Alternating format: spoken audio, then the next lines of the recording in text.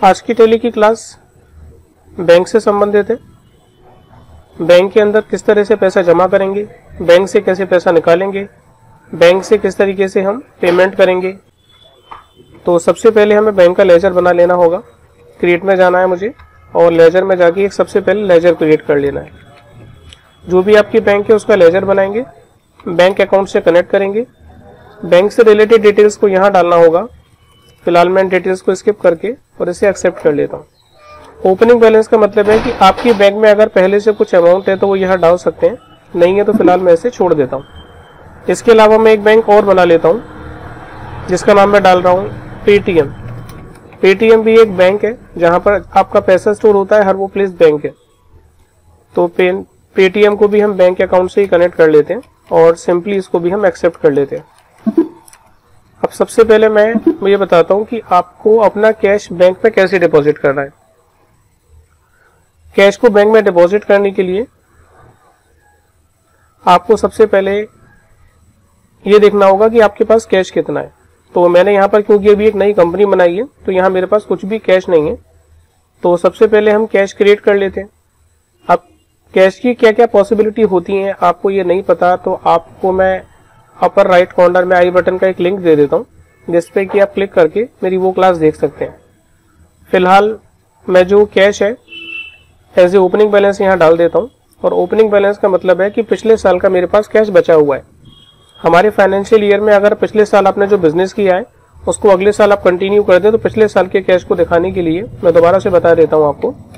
Alter में जाएंगे, laser में जाएंगे और कैश के लेजर में जाके यहाँ पर आप अपना बैलेंस डाल देंगे। इससे पहले मैं दिखा देता हूँ कि मेरे पास अभी कुछ भी कैश नहीं है, क्योंकि मैं किसी भी नए चैप्टर के लिए एक नई कंपनी यहाँ क्रिएट कर लेता हूँ और ये कंपनी मैंने बनाई है बैंक से रिलेटेड क्लासेस के लिए। तो कैश को चेक करने के लिए आपको डिस्प्ले मोर रिपोर्ट्स में जाना है, इसके बाद आपको अकाउंट्स बुक में जाना है और फिर यहाँ कैश बुक में जाना है। और यहाँ देख रहे हैं कि आप यहाँ मेरे पास कुछ भी कैश नहीं है। अब कैश के लिए मैं पहले ओपनिंग बैलेंस में कैश डाल लेता हूँ। ओपनिंग बैलेंस में कैश डालने के लिए आपको जाना होगा ऑल्टर में और लेजर में, डैश के लेजर में जाएंगे और यहाँ ओपनिंग बैलेंस में डाल देता हूँ मैं 1 लाख रुपए। ओपनिंग बैलेंस का मतलब पिछले साल का कैश। इसे मैंने एक्सेप्ट किया। अब मैं दोबारा से अपना कैश चेक करता हूँ। डी मैंने दबाया था अभी डिस्प्ले के लिए। मैं फिलहाल अप एंड डाउन एरो की से आ जाता हूँ ताकि आपको ठीक से समझ में आ जाए कि मैं किस ऑप्शन में जा रहा हूँ। अकाउंट्स बुक में जाना है और कैश बुक में जाना है। कैश बुक में जाके देखें तो डेबिट साइड में देखिए 1 लाख रुपए कैश आपको अभी दिखा रहा है। अब इस 1 लाख रुपए में से मुझे अगर 20,000 रुपए बैंक में जमा करने हैं तो उसके लिए आपको जाना पड़ेगा वाउचर में। वाउचर में जाने के बाद में आप देखेंगे तो राइट हैंड साइड पर सारे वाउचर्स आ रहे हैं। यहाँ पर मुझे कॉन्ट्रा वाउचर में जाना होगा। F4 इसका कीबोर्ड शॉर्टकट है। और ये जो ऊपर वाली साइड है जहां पर अकाउंट लिखा हुआ है ये डेबिट साइड होती है।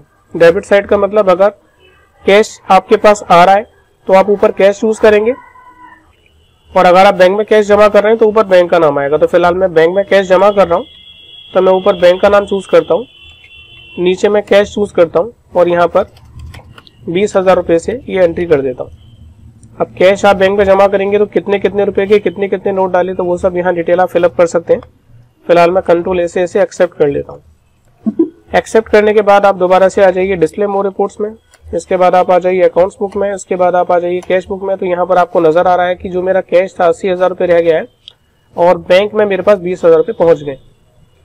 अब मैं बैंक से अगर पैसा निकालना चाहता हूँ तो बैंक से पैसा निकालने के लिए दोबारा से मुझे जाना होगा वाउचर्स के अंदर।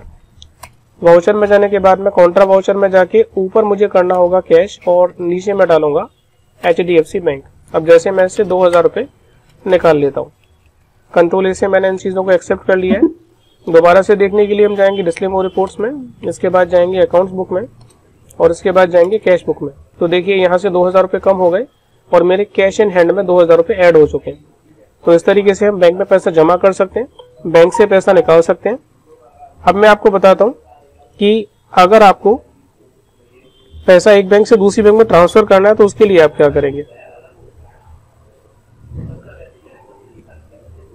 इसके लिए आपको जाना है दोबारा से वाउचर में, सेम कॉन्ट्रा वाउचर खोलना है और जैसे कि मैं बता चुका हूं आपको कि ऊपर वाली साइड डेबिट साइड है, तो जिस बैंक में पैसा जा रहा है, जैसे मैं पेटीएम में ट्रांसफर कर रहा हूँ पैसा और HDFC बैंक से मैंने फिर यहाँ 2000 रुपये से एक एंट्री करनी है, इसे मैंने एक्सेप्ट कर लिया। अब आपको देखना है दोबारा से जाके डिस्प्ले मोर रिपोर्ट्स में, और इसके बाद आपको जाना है अकाउंट्स बुक में, इसके बाद जाना है कैश बुक में। तो यहाँ देखिए कि इस बैंक से पैसा 2000 रुपये कट ऑफ हो गया है और 2000 रुपये हमारा पेटीएम बैंक में चला गया, यानी टोटल बैंक में 18,000 रुपये हैं, जिसमें कि 16,000 रुपये हमारे HDFC बैंक में और बाकी का पैसा हमारे पेटीएम में। अब देखते हैं कि आपको अगर बैंक से पेमेंट करना है तो बैंक से पेमेंट कैसे करेंगे। पेमेंट का मतलब जैसे कि आपने किसी को चेक काट के दिया या फिर आपने किसी भी स्टेशनरी का या किसी भी चीज का पैसा दिया, आप बैंक से आप चाहते हैं या पेटीएम से आपने ट्रांसफर कर दिया, तो वो आप कैसे करेंगे। तो उसके लिए आपको वाउचर्स में ही जाना है और पेमेंट करने के लिए आपको पेमेंट वाउचर में ही जाना है, यानी F5 बटन दबाना है और यहाँ पर आप कैश की जगह आप चूज करेंगे पेटीएम। जैसे मुझे पेटीएम से 100 रुपए की स्टेशनरी खरीदी और मैंने उसका पेमेंट किया। अब यहाँ पर हम क्रिएट में जाके एक लेजर क्रिएट कर लेते हैं स्टेशनरी का। स्टेशनरी के लेजर को मैं अटैच करूंगा इनडायरेक्ट एक्सपेंसेस से और यहाँ पर मैं इसका अमाउंट डालूंगा, जैसे कि मैंने 200 रुपए की स्टेशनरी खरीदी है। देखिए अब आप पेटीएम में दिखा रहा है कि मेरे पास 1800 रुपए केवल बचे और इसे मैंने एक्सेप्ट कर लिया कंट्रोल ए बटन दबा के। दोबारा से देख लेते हैं डिस्प्ले मोर रिपोर्ट्स में जाके, अकाउंट्स बुक में, कैश बुक में। तो देखिए पेटीएम का जो कैश है,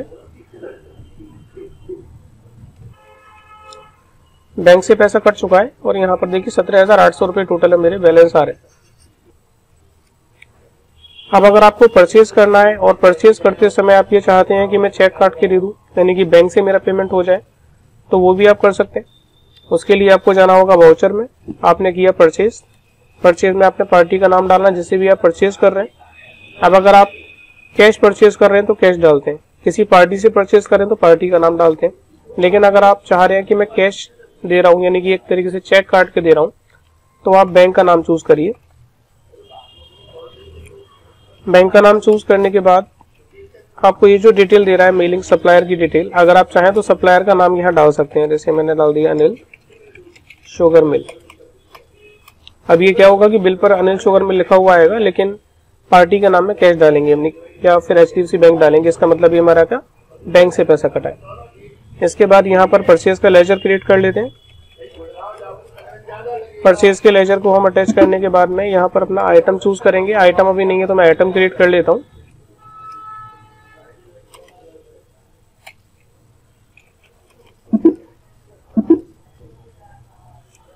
अब जैसे मैंने एक पीस खरीदा, एक बैग खरीदा 2000 रुपए के हिसाब से और इसे मैंने एक्सेप्ट कर लिया। अब चेक कर लेते हैं कि मेरे बैंक में पैसा कम हो गया होगा। डिस्प्ले मोर रिपोर्ट्स में आ जाते हैं, अकाउंट्स बुक में आ जाते हैं, कैश बुक में आ जाते हैं और देखिए बैंक से 2000 रुपये कम हो गए। तो इस तरीके से हमने देखा कि किस तरीके से बैंक में पैसा जमा किया जाएगा, किस तरीके से बैंक से पैसा निकाला जाएगा, एक बैंक से दूसरी बैंक में ट्रांसफर किया जाएगा और किस तरीके से पेमेंट रिसीव किए जाएंगे। साथ ही हम जैसे परचेज करी थी उसी तरीके से सेल भी कर सकते हैं। तो आज की इस क्लास में इतना ही, मिलते हैं अगली क्लास में। किसी भी क्वेश्चन के लिए मुझे आप कमेंट बॉक्स में कमेंट कर सकते हैं।